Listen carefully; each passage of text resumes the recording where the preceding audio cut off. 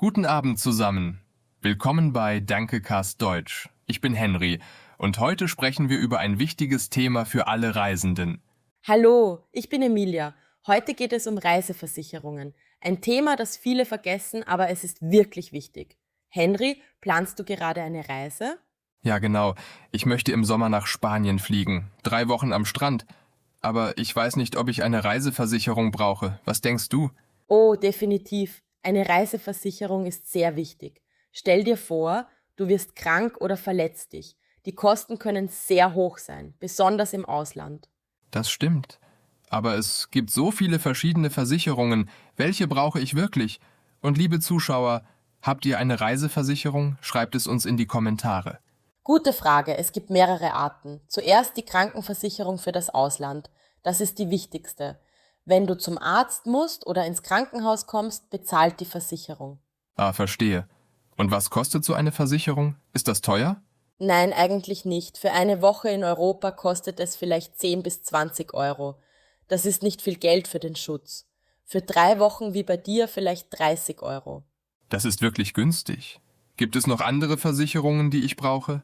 Ja, es gibt auch die Reiserücktrittsversicherung. Die ist gut, wenn du deine Reise stornieren musst. Zum Beispiel, wenn du plötzlich krank wirst oder ein Familienmitglied ins Krankenhaus kommt. Oh, das macht Sinn. Ich habe letztes Jahr einen Flug stornieren müssen. Das war teuer. Die Fluggesellschaft hat mir kein Geld zurückgegeben. Siehst du, mit einer Reiserücktrittsversicherung bekommst du dein Geld zurück. Natürlich nicht immer alles, aber einen großen Teil, meistens 80 bis 90%. Wann muss ich diese Versicherung kaufen? Kann ich das kurz vor der Reise machen? Nein, das ist wichtig. Du musst die Reiserücktrittsversicherung sofort nach der Buchung kaufen, meistens innerhalb von 14 Tagen, sonst funktioniert sie nicht richtig. Okay, das wusste ich nicht. Danke für den Tipp. Gibt es noch mehr Versicherungen? Ja, es gibt auch eine Gepäckversicherung, die bezahlt, wenn dein Koffer verloren geht oder gestohlen wird. Aber ehrlich gesagt, ich finde diese Versicherung nicht so wichtig. Warum nicht? Mein Koffer ist mir schon einmal verloren gegangen. Das war schrecklich. Ja, das ist ärgerlich, aber die Fluggesellschaft muss auch zahlen, wenn sie den Koffer verliert. Und die Gepäckversicherung hat oft viele Ausnahmen. Sie zahlt nicht für alles. Aha, verstehe. Also besser das Geld sparen und eine gute Krankenversicherung kaufen? Genau, die Krankenversicherung ist am wichtigsten. Und vielleicht die Reiserücktrittsversicherung, wenn deine Reise teuer ist. Was ist mit Unfallversicherungen? Brauche ich die auch? Oft nicht. Viele Menschen haben schon eine Unfallversicherung zu Hause. Prüf das vorher. Wenn du schon eine hast, brauchst du keine zweite. Guter Punkt. Und was ist, wenn ich eine Aktivität mache? Zum Beispiel Tauchen oder Skifahren? Ah, sehr wichtig. Viele normale Reiseversicherungen decken gefährliche Sportarten nicht ab. Du brauchst dann eine spezielle Versicherung oder eine Erweiterung deiner normalen Versicherung. Das ist kompliziert. Wie finde ich die richtige Versicherung? Am besten gehst du auf Vergleichswebseiten im Internet. Dort kannst du verschiedene Angebote sehen. Achte auf die Deckungssumme. Das ist der maximale Betrag, den die Versicherung zahlt. Wie hoch sollte die Deckungssumme sein? Für Europa mindestens 50.000 Euro. Für außereuropäische Länder besser 1 Million Euro oder mehr.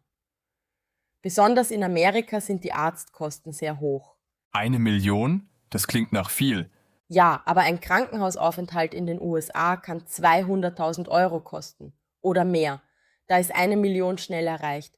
Eine Notoperation dort kann dein Leben finanziell ruinieren ohne Versicherung. Oh mein Gott, das wusste ich nicht. Dann ist die Versicherung wirklich wichtig und, liebe Zuschauer, wart ihr schon einmal im Ausland krank? Wie war das? Schreibt es uns. Genau, es ist auch wichtig, dass die Versicherung einen Rücktransport bezahlt. Wenn du sehr krank bist, fliegt dich die Versicherung zurück nach Deutschland. Das beruhigt mich. Gibt es etwas, das die Versicherung nicht bezahlt? Ja, es gibt Ausnahmen, zum Beispiel wenn du betrunken bist und dich verletzt oder wenn du absichtlich etwas Gefährliches machst. Lies immer das Kleingedruckte. Das Kleingedruckte, das macht niemand gerne. Aber du hast recht, es ist wichtig. Eine andere Sache, chronische Krankheiten. Wenn du schon krank bist, bevor du die Versicherung kaufst, zahlt sie oft nicht. Das musst du vorher klären. Okay, das ist gut zu wissen. Was mache ich, wenn ich im Urlaub Hilfe brauche? Wie kontaktiere ich die Versicherung?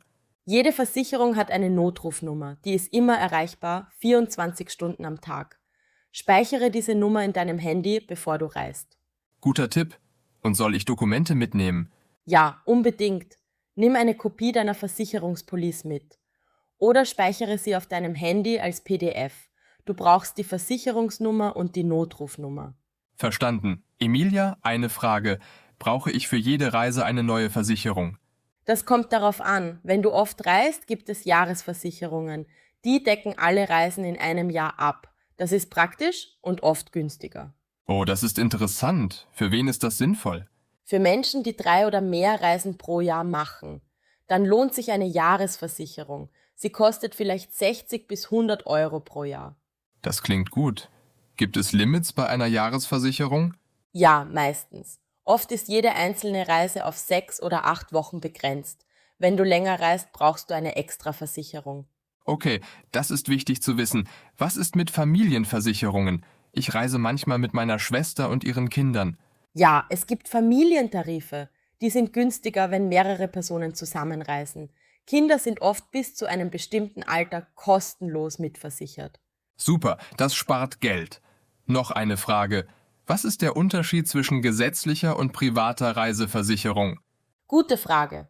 Die gesetzliche Krankenversicherung in Deutschland zahlt etwas in Europa, aber oft nicht alles und außerhalb Europas zahlt sie gar nichts.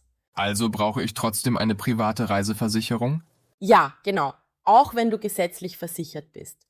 Die private Versicherung füllt die Lücken. Sie zahlt auch den Rücktransport, den die gesetzliche nicht bezahlt. Das ist ein wichtiger Punkt. Ich dachte, meine normale Versicherung reicht. Danke für die Aufklärung. Gern geschehen. Ein letzter Tipp, kaufe die Versicherung nicht am Flughafen. Dort ist sie viel teurer, mach es vorher online. Ja, das macht Sinn. Am Flughafen ist alles teurer.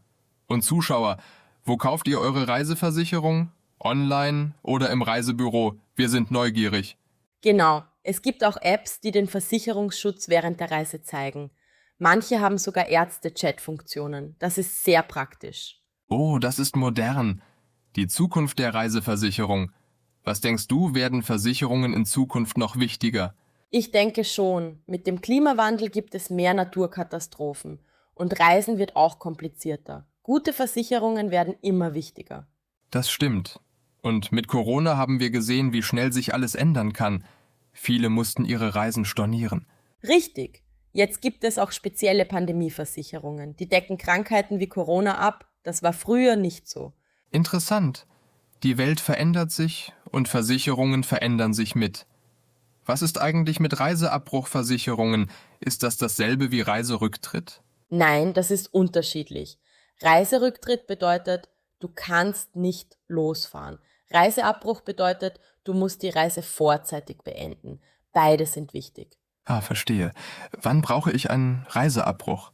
Zum Beispiel, wenn während deines Urlaubs jemand zu Hause schwer krank wird. Oder wenn es einen Todesfall in der Familie gibt, dann musst du schnell nach Hause. Und die Versicherung zahlt den früheren Rückflug? Genau, sie zahlt auch für die nicht genutzten Tage deines Urlaubs. Das Hotel, die Aktivitäten, alles. Sehr praktisch in Notfällen. Das ist wirklich beruhigend zu wissen. Was passiert, wenn ich im Ausland meine Kreditkarte verliere? Gute Frage. Manche Reiseversicherungen haben auch Assistance Services. Die helfen dir bei solchen Problemen. Sie können auch Dokumente ersetzen oder Geld überweisen. Wow, das ist umfassend. Ist so eine Versicherung dann teurer? Ein bisschen, ja, aber der Extraservice kann Gold wert sein, wenn du Probleme hast. Besonders in Ländern, wo du die Sprache nicht sprichst. Das macht total Sinn. Liebe Zuschauer, hattet ihr schon einmal einen Notfall im Urlaub? Wie habt ihr das gelöst? Erzählt es uns. Ja, eure Geschichten interessieren uns sehr. Noch etwas Wichtiges. Bewahre alle Belege auf. Wenn du zum Arzt gehst oder Medikamente kaufst, brauchst du die Quittungen. Warum ist das so wichtig? Weil du die Versicherung meistens nicht direkt vor Ort zahlt. Du bezahlst erst selbst und dann bekommst du das Geld zurück. Dafür brauchst du die Belege. Ah, verstehe. Also immer gut aufpassen und alles sammeln. Genau, mach am besten auch Fotos von den Belegen mit deinem Handy. Falls du sie verlierst, hast du noch eine Kopie. Sehr guter Tipp. Wie lange habe ich Zeit, um die Belege einzureichen?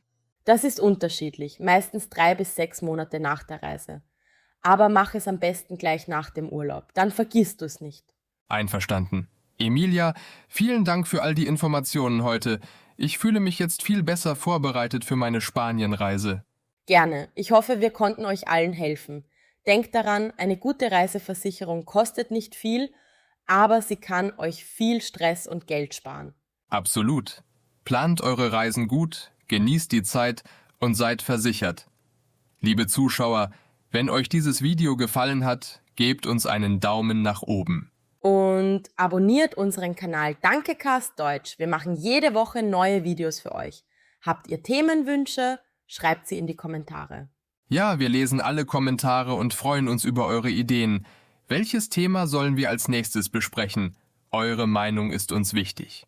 Genau, und vergesst nicht, die Glocke zu aktivieren. Dann verpasst ihr kein Video mehr. Wir sehen uns nächste Woche wieder. Bis zum nächsten Mal. Tschüss und gute Reise. Tschüss und bleibt gesund. Lernt weiter Deutsch mit uns bei Dankecast Deutsch. Auf Wiedersehen, bis bald.